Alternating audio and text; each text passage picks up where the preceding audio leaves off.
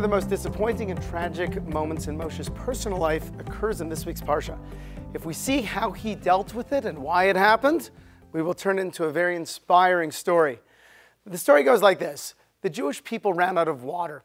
They're in the desert. They complained to Moshe, Moshe, what are we going to drink? Moshe turns to God and says, God, what are they going to drink? God says, Moshe, gather all the people together. Speak to a rock, and water will come forth from the rock. So Moshe gathers everybody together.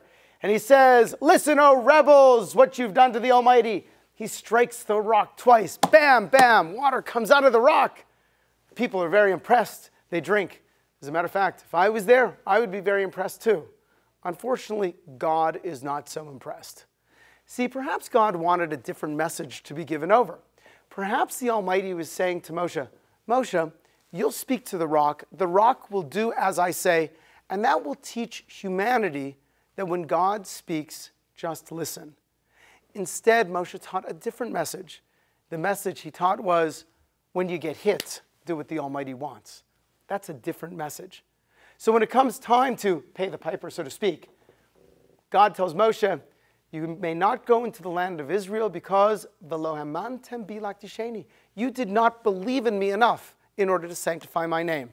Now that's very strange. Moshe, the greatest prophet who ever lived, the humblest man who ever lived, one who is known as a servant of God, didn't believe in God enough?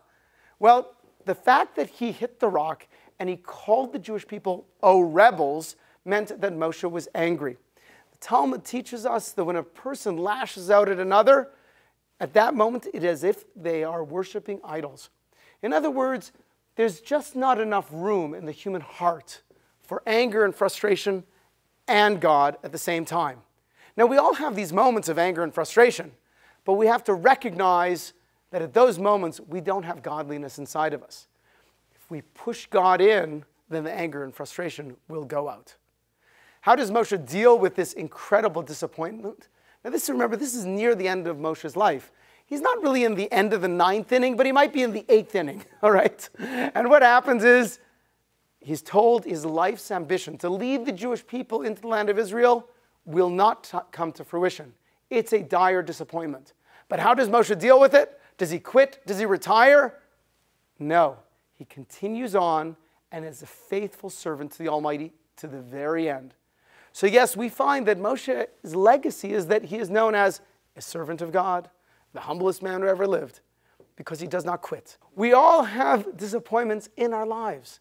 Sometimes with a marriage, raising children, personal life, professional life. But we have to remember, as Moshe did, don't quit. Keep moving forward.